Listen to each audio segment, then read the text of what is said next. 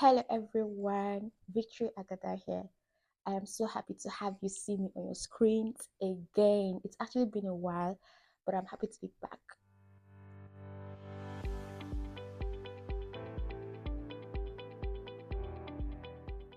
In this video, there's this message by Apostle Joshua Selman that stood out for me that I would like to share with you. Apostle's messages blesses me a lot, but this particular one really stood out for me because while I was listening to it again and again, I caught like an insight. You know when you call Rema, I caught Rema, and I was like, I had to come share this because it really blessed me, and I trust it's going to bless you as well. So we're going to listen to like a part of the message that stood out for me. So after watching this clip, then when we come back, I'll share the insight I received from that part of the message. So let's watch it together. So the Bible uses two words: one, hidden, classified, kept, bespoke, contextualized for a unique situation and a unique individual.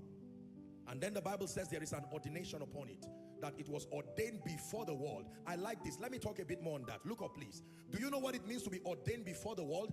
This is a display of God's intelligence. It validates the fact that he is truly Alpha Omega, meaning in his mind, based on his intelligence, like permutation, he has already simulated every scenario you can face in your life, and he has taught a strategy for victory for you. When the Bible says ordained before the world, do you know what that means?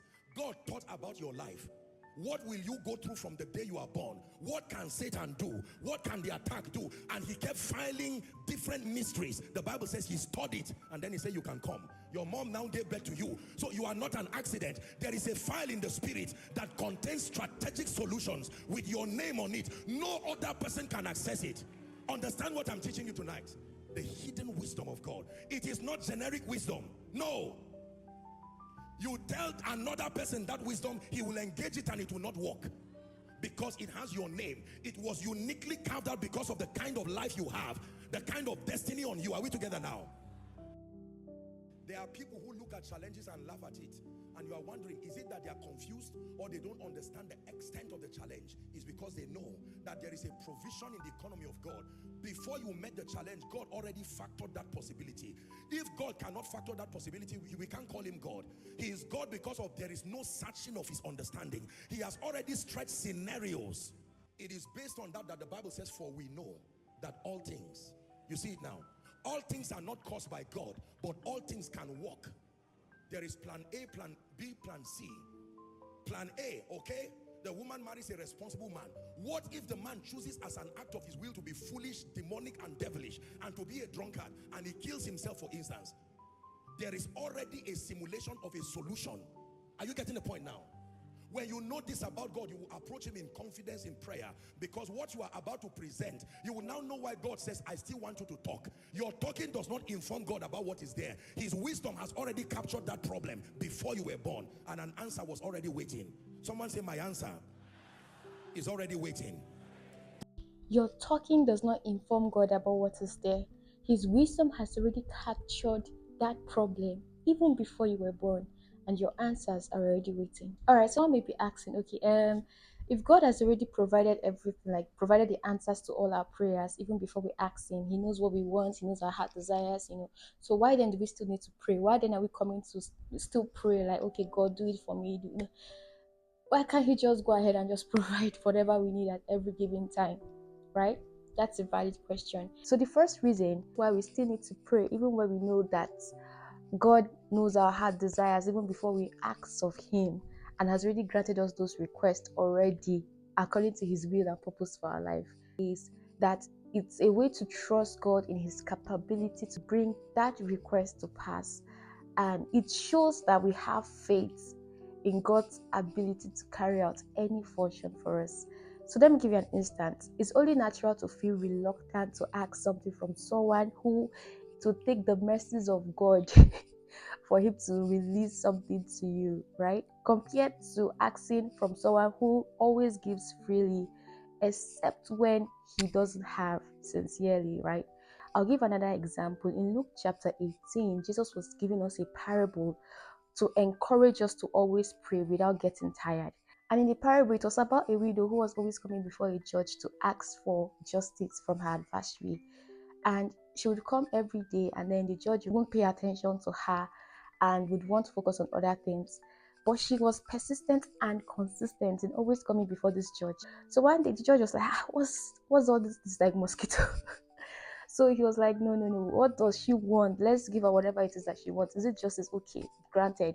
So we can learn from her story that the reason why she kept coming was that she saw it as an opportunity. She believed and trusted that one day he was going to yield to her request. He was going to grant her that request that she asked for. So imagine one day she just stood up and like, I'm tired. This guy is doing like a god over my life. What is it now? So that day that she decides that way, it means that she has lost hope in the possibility of the judge granting her request. Yeah. So the same way it is where we are coming before God, we're always coming before Him, knowing and seeing it as an opportunity every time we access His presence to have an encounter with Him, to have Him grant us whatever heart desire we have. Having to approach Him, having to ask Him means that we have that trust, we have that faith in His ability to grant us what our heart desires are. The second reason why we still need to pray regardless is because it's a spiritual principle. The Bible said in Matthew 7 verse 7, ask and it shall be given unto you. Seek and you shall find. Knock and the door shall be opened unto you. So it is only when you ask that you will receive. It is only when you knock that the door will be answered. It's only when you seek for something that you will find that thing. So you see, it's a spiritual principle. We've seen it in the Bible severally. The Bible also said you have not because you ask not. So there's a process. There's a process of knocking. There's a process of seeking. There's a process of waiting upon the Lord. There's a process of having to make that request, and then God will see your heart desire. He will see how truly you need it.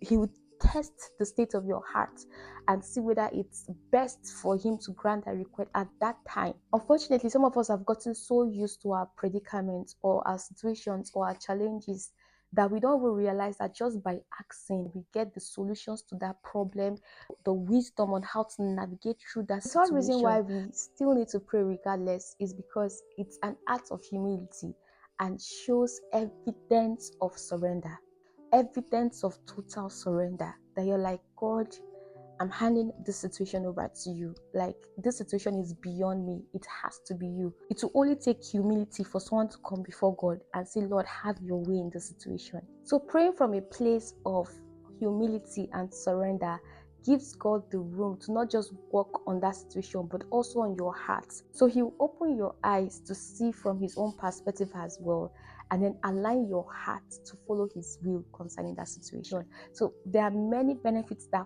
come with spending time in the presence of God beyond coming to ask. Yes, He's going to grant you your heart desires, but then beyond coming to ask for anything, always look forward to spending time in the presence of God. We also should come with that confidence in knowing that whatever it is that we are asking from Him, He will grant it to us. The beautiful thing is that right before time, before we were born, God had already granted us our heart desires. All we need to do to have access to them is just to